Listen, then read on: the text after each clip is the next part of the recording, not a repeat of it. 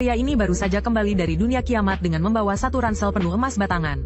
Wang Bin melihat pacarnya sendiri sedang dipeluk orang lain, dan si kaya ini berjalan ke arahnya dan memprovokasinya. Pacarmu lumayan juga, empuk. Wang Bin yang marah langsung menendangnya. Hampir saja ginjal si kaya itu pecah.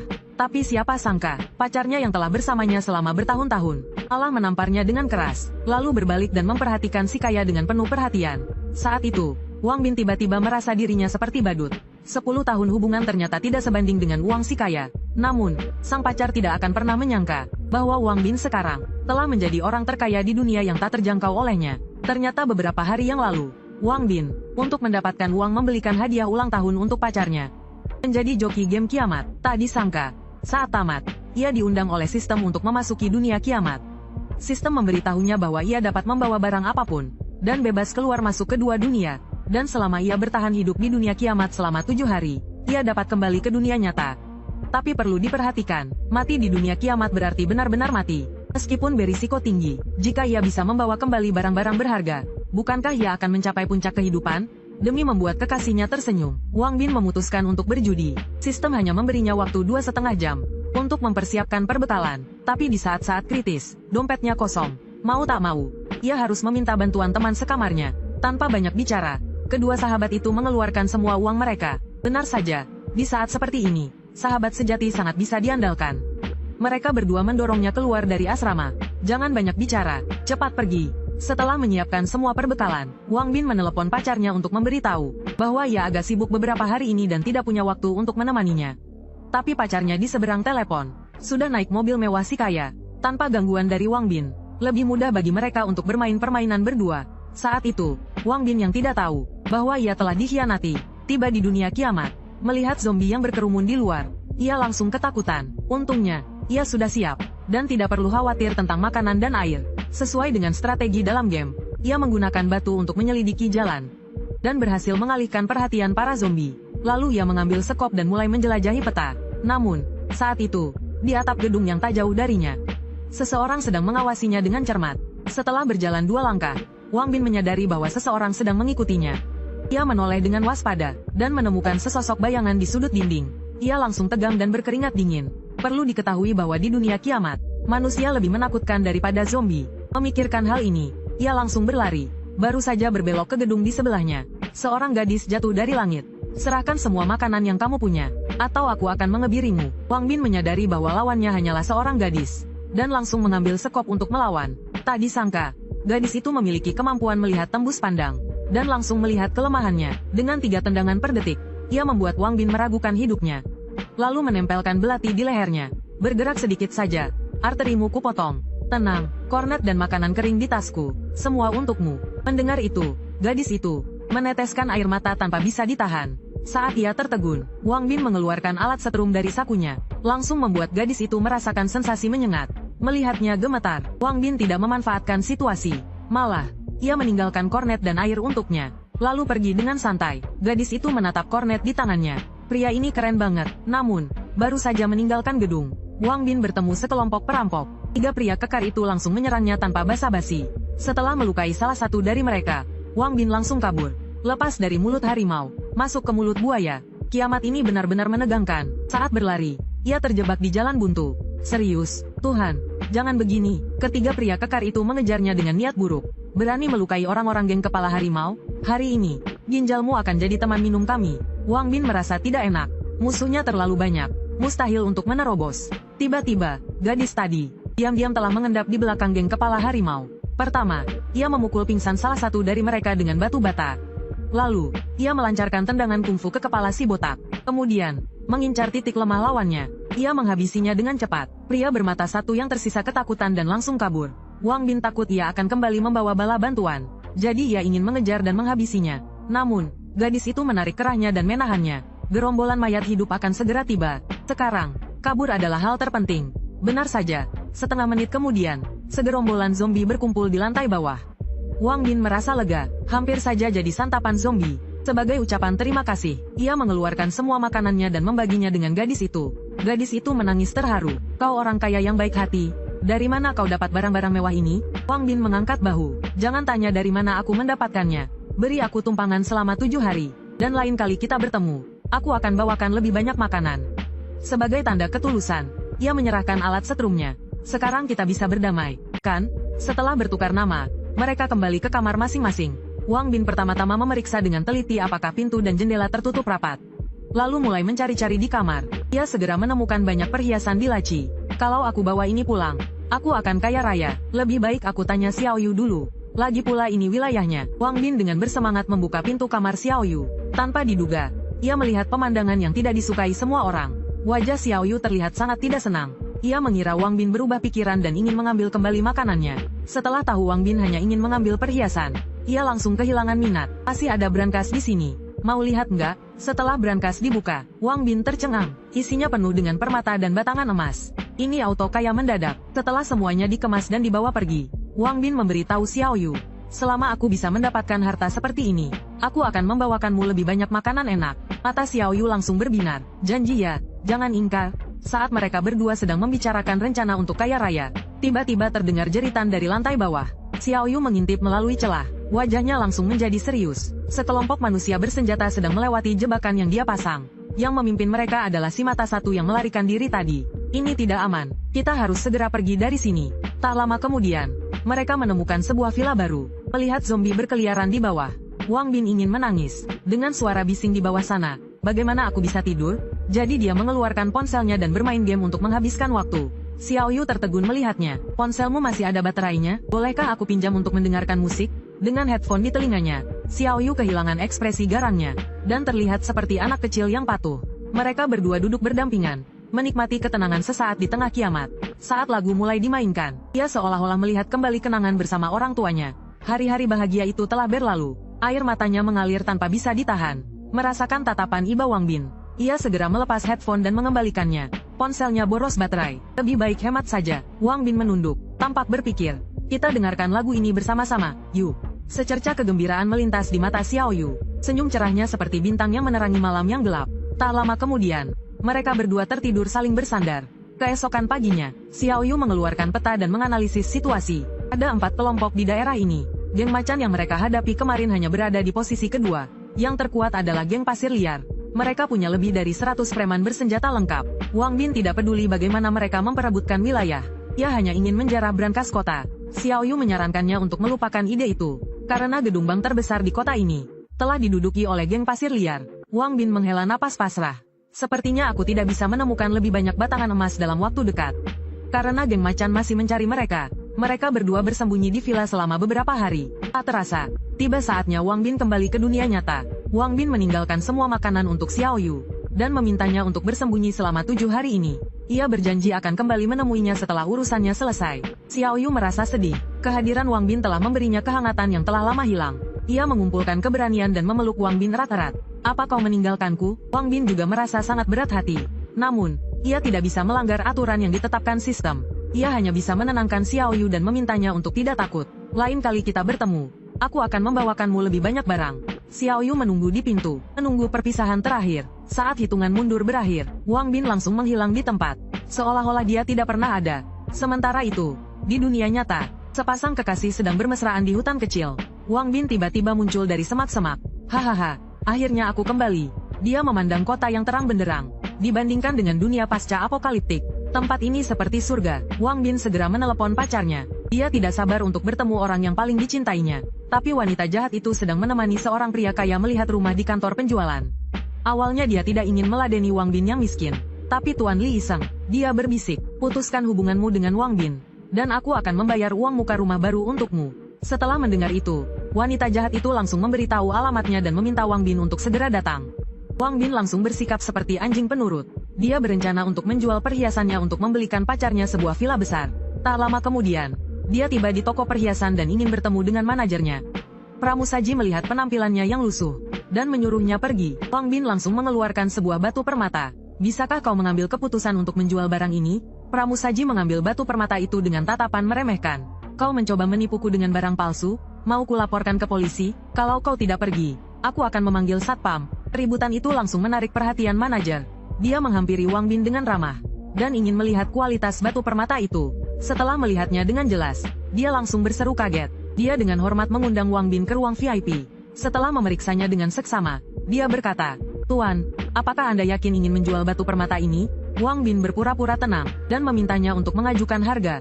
Jika harganya memuaskan, dia akan langsung menandatangani kontrak. Manajer itu terkejut dengan sikapnya. Dia buru-buru menyeka keringat di dahinya. Dia mengatakan bisa membelinya seharga 8 juta. Wang Bin berpura-pura mengerutkan kening. Padahal dalam hati dia sangat gembira. 8 juta, kau pikir aku pengemis? Manajer buru-buru menaikkan harga. Dia mau membeli sebanyak mungkin batu permata seperti itu. Melihat ketulusannya, Wang Bin menjual semua batu permata yang tersisa kepadanya. Melihat deretan angka 0 di ponselnya, Wang Bin dengan gembira naik taksi menuju kantor penjualan. Tapi saat dia masuk, dia melihat pacarnya bersandar di pelukan pria lain.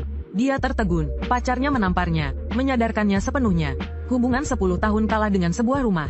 Pramusaji memanggil satpam untuk mengusir si miskin yang membuat keributan itu. Wajah Wang Bin menjadi dingin. Beginikah caramu memperlakukan tamu? Wanita itu mengejek. Rumah termurah di sini berharga 5 juta. Orang miskin sepertimu jangan coba-coba. Wang Bin tertawa mendengarnya. 5 juta apaan? Setidaknya rumah mewah 20 juta baru cocok untukku. Saat mereka bersih tegang, Li, si anak orang kaya, sudah sadar kembali. Dia langsung ingin membalas dendam. Wang Bin langsung mengeluarkan sebuah batu bata emas dan mengempaskannya ke mulut Li. Membuat dua giginya copot. Berisik sekali. Lalu dia menunjukkan saldo rekening banknya. Cukupkah uang ini untuk membeli properti kalian? Melihat itu, manajer langsung berubah sikap. Kalian bertiga, segera merangkak berkeliling aula ini 3 kali. Kalau tidak, angkat kaki dari sini. Kemudian, ia mengejar Wang Bin dengan penuh hormat. Apakah Anda puas dengan hasilnya, Tuan? Begitulah Wang Bin akhirnya tinggal di sebuah villa seharga 30 juta. Dia berbohong dan mengatakan bahwa dia memenangkan lotre. Dia memberi masing-masing dari 2 sahabatnya 1 juta. Sisa uangnya dia bawa pulang untuk diberikan kepada orang tuanya. Malam harinya, dia pergi ke rumah pamannya sambil membawa sebotol moutai.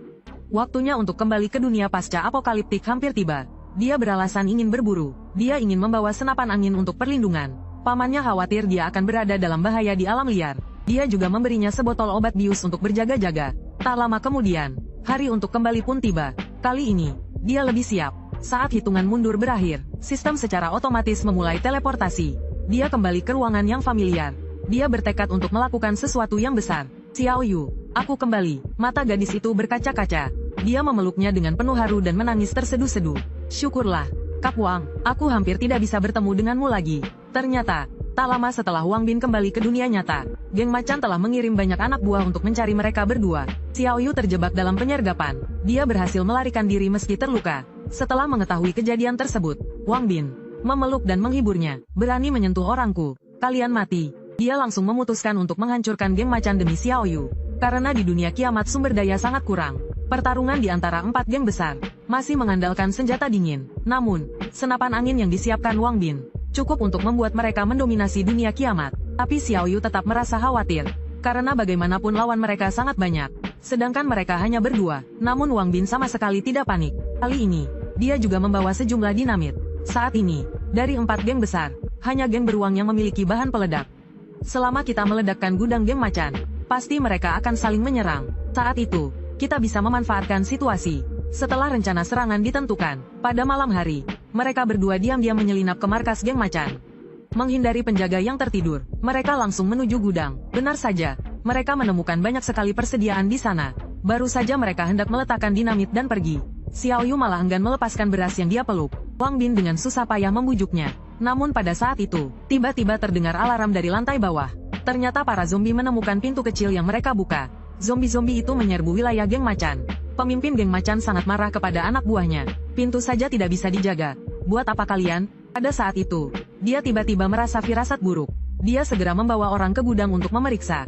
Bahan peledak yang akan meledak terlihat jelas. Dengan suara ledakan yang menggelegar, persediaan yang susah payah dikumpulkan geng macan hangus terbakar. Bos macan menggertakkan giginya karena marah. Ia bersumpah untuk memusuhi geng beruang selamanya. Sementara itu, Wang Bin menyaksikan semuanya dari saluran ventilasi. Melihat rencananya berhasil, ia hendak pergi.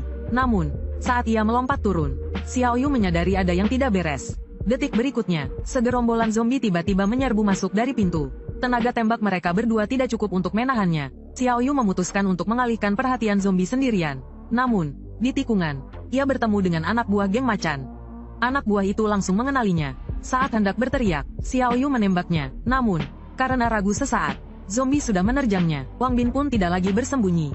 Ia menebas zombie itu dengan pedangnya, langsung memenggal leher zombie tersebut. Meskipun sudah sering melihatnya di game, menghadapi zombie sungguhan tetap membuatnya merinding. Demi bertahan hidup, ia harus berjuang. Untungnya, jumlah zombie di belakang tidak banyak. Saat kembali ke markas, mereka berdua kelelahan. Xiao Yu yang sedih masih memikirkan beras geng macan. Melihat itu, Wang Bin mengeluarkan banyak camilan. Untuk merayakan keberhasilan rencana, hari ini Xiao Yu boleh makan sepuasnya. Xiao Yu yang lapar seharian makan dengan lahap. Wang Bin terkejut melihat cara makannya yang liar. Dia pun membuka sebotol jus gandum dan mulai minum. Melihat itu, Xiao Yu tak bisa menahan diri ingin mencicipi. Namun, Wang Bin dengan wajah serius berkata, "Gadis kecil, tidak boleh minum ini." Tapi Xiao Yu, dengan marah, membalas sambil memegang dadanya, "Aku sudah tidak kecil lagi." Saat Wang Bin pergi ke kamar untuk berganti pakaian, mata Xiao Yu berbinar dan mengambil jus gandum itu. Dalam sekejap, dia menghabiskan semua stok Wang Bin. Wang Bin hanya bisa menghela napas. Dia hati-hati menggendong Xiao Yu kembali ke kamar. Melihat wajah dan tubuh Xiao Yu, pikiran jahat dalam dirinya mulai muncul. Dia segera menamparkan dirinya sendiri, kemudian lari keluar kamar untuk mengumpulkan karma baik. Setelah dia pergi, Xiao Yu yang pura-pura tak peduli, melihat pintu kamar tertutup dengan sedih. Dia mulai meragukan daya tariknya sendiri. Keesokan harinya, mereka berdua melupakan kejadian canggung malam itu. Mereka mengenakan perlengkapan penuh dan keluar untuk mencari masalah dengan 4 geng besar. Baru berjalan beberapa langkah, Xiao Yu tiba-tiba menghentikan Wang Bin. Aroma daging tercium. Sifat pecinta makanan Xiao Yu langsung terlihat. Tanpa menghiraukan larangan Wang Bin, dia berlari ke arah aroma itu. Mereka mengikuti aroma itu ke atap. Namun, mereka menemukan bahwa geng pasir telah mengepung tempat itu.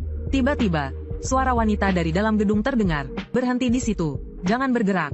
Kalau maju lagi, aku akan menembak." Pemimpin berambut hijau itu dengan sombong berkata, "Hei, polisi Miao ada di rumah, ya? Berikan separuh makananmu, dan kami akan pergi. Kalau tidak, jangan salahkan kami yang bertindak kasar." Miao Ruyun tahu bahwa menyerah hanya akan membuat mereka semakin berani. Dia segera menembak dan mengenai salah satu kaki anak buah mereka. "Jangan banyak omong, kalau mau bertempur. Ayo." Sekelompok penjahat nekat dari geng pasir mengamuk menyerbu ke depan. Penembak jitu juga menembakkan peluru ke arah jendela tanpa henti. Miao Ruyun dan gurunya, Lao Li, hanya memiliki 2 pistol. Mereka tidak bisa menampakkan diri karena tembakan bertubi-tubi. Geng pasir mengamuk hampir menerobos pintu gedung. Wang Bin memerintahkan Xiao Yue untuk membantu. Dengan satu tembakan, penembak jitu musuh berhasil dilumpuhkan.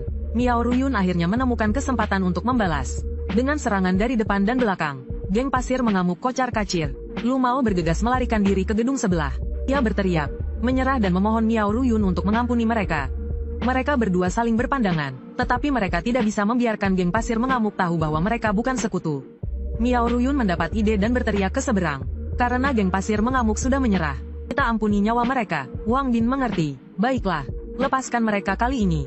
Geng pasir mengamuk boleh pergi. Saat mereka keluar dari gedung, Wang Bin langsung menyuruh Xiao Yue menembak untuk mengejar mereka. Lu Mao segera menarik seorang anak buahnya untuk menjadi tameng, dan lolos dari tembakan Xiao Yue. Wang Bin menyuruhnya untuk tetap berjaga di sana. Sementara ia membawa makanan, untuk menemui Miao Ruyun dan membicarakan kerjasama. Ia mengangkat tangannya sebagai tanda niat baik. Miao Ruyun juga ingin tahu apa rencananya. Setelah mendapat izin, Wang Bin melanjutkan langkahnya. Begitu memasuki pintu, sebuah pistol perak tiba-tiba ditempelkan ke kepalanya. "Serahkan semua makanan yang kau bawa." Ternyata Miao Ruyun mencurigai Wang Bin sebagai mata-mata dari 4 geng besar. Tetapi makanan di tas Wang Bin membuat mata mereka berbinar. Lagi pula, mata-mata tidak akan membawa begitu banyak makanan. Dan Wang Bin juga mengatakan sebagai tanda niat baik, ia akan memberikan semua makanannya kepada mereka. Miao Ruyun merasa perkataannya masuk akal. Dan bantuannya sebelumnya menunjukkan bahwa ia bukan orang jahat. Melihat Miao Ruyun menurunkan pistolnya, Wang Bin langsung mengajak mereka untuk bekerja sama melawan 4 geng besar. Miao Ruyun menolak mentah-mentah. Karena selain dirinya, hanya ada sekelompok anak-anak dan Lao Li yang kakinya terluka. Mereka tidak mungkin bisa ikut ambil risiko. Wang Bin masih berusaha meyakinkan mereka. Ia mengatakan jika mereka setuju bekerja sama, ia akan menanggung semua kebutuhan makanan mereka. Melihat Wang Bin yang penuh percaya diri, Miao Ruyun bingung apakah harus setuju atau tidak. Saat itu, anak-anak angkat bicara. Hampir semua yang bertahan di akhir zaman ini memiliki dendam mendalam terhadap 4 geng besar. Mereka tidak ingin melewatkan kesempatan untuk balas dendam. Miao Ruyun terpaksa setuju untuk bergabung. Tetapi ia membuat perjanjian dengan Wang Bin, bahwa hanya dirinya yang akan benar-benar bekerja sama. Kecuali dalam keadaan darurat, anak-anak ini tidak boleh dilibatkan dalam bahaya. Mendapatkan rekan setim yang dapat diandalkan seperti Miao Ruyun, Wang Bin sangat gembira. Kemudian ia membawa rombongan itu kembali ke markas. Ia langsung mengeluarkan banyak makanan ringan untuk dibagikan kepada anak-anak. Sementara Xiao Yue membawa senjata rampasan dari geng pasir mengamuk. Miao Ruyun menyadari bahwa mereka hanya berdua. Ia tiba-tiba merasa tertipu. Baru saja ingin meminta bantuan pada guru. Ia mendapati Lao Liu sedang memegang sebotol jus gandum dan bersendawa dengan puas. Miao Ruyun merasa sedikit sayang. Kalau benda ini dibawa keluar, setidaknya bisa ditukar dengan 3 butir peluru. Namun saat itu, Wang Bin dengan murah hati memberinya sekaleng.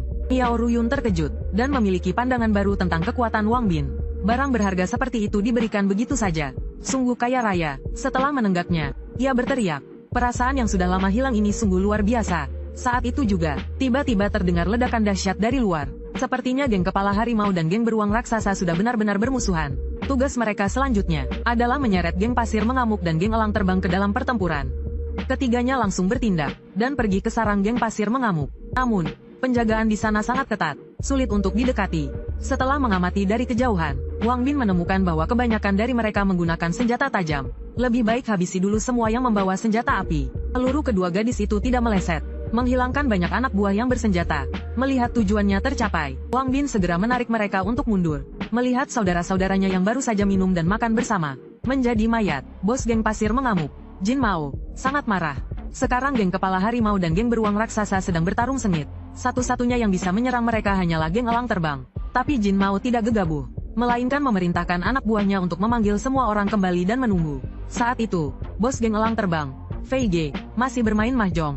Ketika anak buahnya tiba-tiba melaporkan bahwa pos jaga mereka terbakar, ternyata Wang Bin dan kedua gadis itu menduga Jin Mao mungkin akan menahan diri. Jadi mereka sengaja membakar geng elang terbang. Dalam semalam, kota dipenuhi asap dan api. Wang Bin membawa Xiao Yue untuk mengintai musuh, dan menemukan keempat geng besar keluar semua. Jelas ingin bertarung sampai mati. Maka ketiganya bertindak lagi. Kali ini targetnya adalah gedung markas geng pasir mengamuk. Namun, gedung yang kehilangan penjagaannya, tiba-tiba dipenuhi banyak zombie. Wang Bin tidak ingin membawa mereka berpetualang, dan ragu-ragu untuk mundur. Namun, kedua gadis itu merasa ini adalah kesempatan yang tak boleh dilewatkan. Dan masing-masing mengeluarkan senjata mereka untuk menunjukkan sikap mereka. Setelah pertempuran sengit, ketiganya akhirnya sampai di brankas. Wang Bin tidak bisa menyembunyikan kegembiraannya melihat tumpukan emas yang menggunung. Karena sistem yang ia dapatkan hanya bisa ditingkatkan dengan emas. Tidak hanya bisa membuka ruang sistem, tetapi juga bisa mendapatkan berbagai keterampilan melalui undian. Total 40 ton emas. Lebih dari setengahnya digunakan untuk upgrade. Meskipun ruang sistem telah dibuka, kekuatannya masih lemah. Sebagai seorang pria, ia tidak bisa terus dilindungi oleh dua gadis. Maka ia memutuskan untuk mengundi dan meningkatkan kekuatannya. Satu kali undian hanya menghabiskan 100 kati. Aku tidak peduli. Namun, melihat teknik super yang hampir ia dapatkan berubah menjadi poin atribut, Wang Bin baru tahu betapa buruk keberuntungannya. Setelah mengundi 200 kali dan hanya mendapatkan terima kasih, akhirnya ia mendapatkan buku keterampilan. Mendapatkan keterampilan keahlian menembak dan telapak fajra.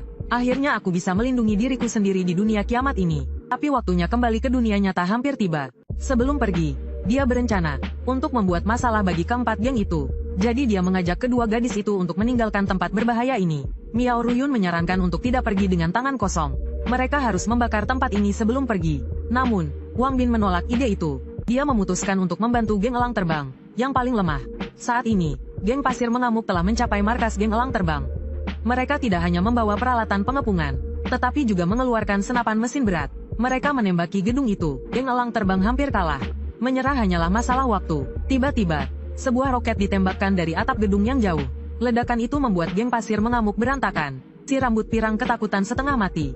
Musuh bahkan punya peluncur roket. Percuma saja bertarung. Wang Bin puas melihat mereka melarikan diri dengan panik. Sepertinya setelah pertempuran ini, keempat geng itu tidak akan mengganggu Xiao Yu dan yang lainnya untuk sementara waktu.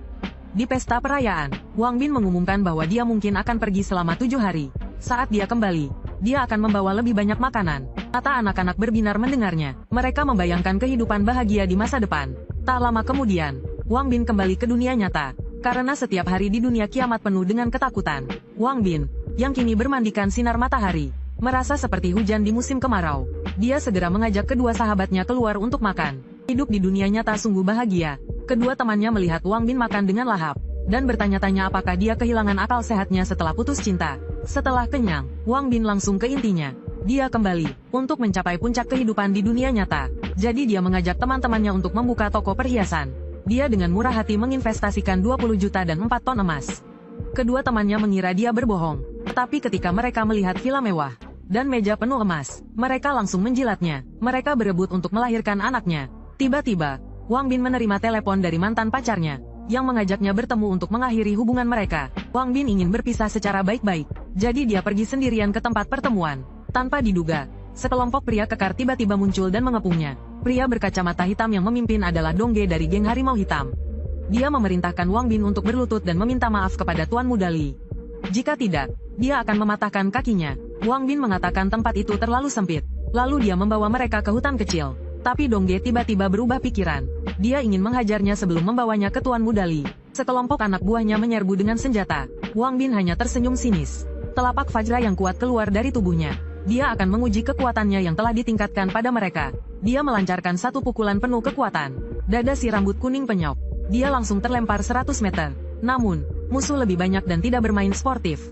Mereka menyerangnya dari belakang dan melukai punggungnya sepanjang 5 meter. Dongge melihat anak buahnya belum berhasil menangkapnya.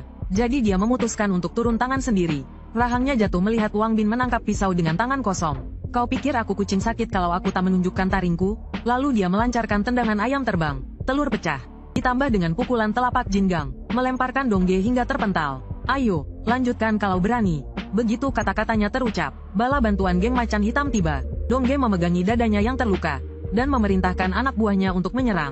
Hajar sampai mati atau cacat. Tak masalah, aku yang tanggung jawab. Wang Bin mengerutkan kening. Kekuatannya saat ini belum cukup untuk menghadapi begitu banyak orang. Jadi dia mengeluarkan pistol dan menembak ke udara. Peluru cepat di luar 7 langkah. Di dalam 7 langkah. Peluru cepat dan akurat. Siapa yang tak takut mati? Silakan coba. Anak buah geng macan hitam terdiam mendengar suara tembakan. Melihat itu, Dongge merinding. Tapi dia masih berlagak berani dan berkata, dengan jumlah kami, apa kau pikir kami takut padamu? Namun, sebelum dia selesai bicara, terdengar suara tembakan. Peluru menembus paha Dongge. Wang Bin meniup ujung pistolnya. Berani bergerak lagi. Selanjutnya kepalamu yang meledak. Para preman kecil itu tak menyangka dia benar-benar berani menembak. Mereka segera mengangkat tangan tanda menyerah. Sudah tahu takut, kenapa belum pergi? Melihat geng macan hitam melarikan diri, Wang Bin juga merasa takut. Sepertinya sebelum memiliki kekuatan absolut, dia tak bisa berlama-lama di tempat penuh masalah ini. Setelah kembali, dia segera membeli banyak persediaan, dan memanggil sistem untuk mengaktifkan lingkaran teleportasi. Saat ini di dunia akhir zaman, semua orang duduk bersama, menantikan kembalinya Wang Bin. Li Tua menyarankan semua orang untuk tidak terlalu berharap, jika Wang Bin sekarang cukup aman. Meskipun dia tidak kembali, mereka harus mendoakannya. Miao Ruyun juga tak bisa menyembunyikan kekecewaannya, tapi dia mengerti Wang Bin tidak berkewajiban untuk merawat mereka. Xiao Yue, sebagai orang yang berpengalaman, menasihati semua orang untuk tenang. Dia yakin kakak Wang pasti tidak akan ingkar janji. Lagi pula terakhir kali Wang Bin juga muncul tiba-tiba saat dia putus asa. Saat itu, pintu tiba-tiba terbuka. Wang Bin kembali dengan membawa banyak persediaan. Kerinduan Xiao Yue meluap seperti air pasang, dan langsung menerjang ke pelukannya. Kali ini, Wang Bin tidak hanya membawa buah-buahan segar untuk anak-anak, tetapi juga Coca-Cola dingin yang didambakan Miao Ruyun. Kedua wanita cantik itu tak sabar membuka tutup botolnya. Kebahagiaan sederhana ini membuat mereka melompat kegirangan. Wang Bin terpaku melihatnya. Dia mencatatnya dalam hati. Di masa depan, dia harus membawa lebih banyak minuman bersoda. Tiba-tiba, seseorang menepuk pundaknya. Saat menoleh, dia melihat senyum lebar Li Tua. Nak, kau bawa rokok yang kuminta? Wang Bin segera menyodorkannya dengan kedua tangan. Li Tua sangat terharu sampai meneteskan air mata. Bisa mencium aroma yang sudah lama hilang ini di akhir zaman. Sekarang mati pun tak ada penyesalan. Lalu Wang Bin mengeluarkan sebungkus bumbu hotpot, dan menyuruh semua orang untuk segera bersiap. Malam ini dia akan mentraktir mereka makan besar. Mata kedua wanita itu langsung berbinar. Mereka segera menyalakan kompor dan merebus air, lalu memasukkan bumbu dan minyak ke dalamnya. Xiao Yu membawakan daging dan sayuran yang sudah dicuci. Wang Bin memasukkan semuanya ke dalam panci dengan sekali gerakan. Aroma harum langsung memenuhi seluruh ruangan. Seharusnya mereka senang bisa menikmati makanan lezat seperti ini di tengah kiamat. Tapi anak-anak malah menangis. Bahkan Paman Li pun meneteskan air mata. Wang Bin tiba-tiba merasa bingung. Dia tidak tahu betapa dahsyatnya kiamat ini bagi para penyintas. Dulu mereka dikelilingi oleh keluarga, dan bisa menikmati hidup di bawah sinar matahari. Tapi bencana menghancurkan segalanya. Mereka semua telah melalui banyak kesulitan untuk sampai di sini. Wang Bin tersenyum tipis dan menghibur mereka. Masa lalu tidak bisa dikembalikan. Tapi sekarang kita harus bertahan hidup. Dengan usaha kita sendiri, kita akan menciptakan rumah baru di dunia pasca apokaliptik ini.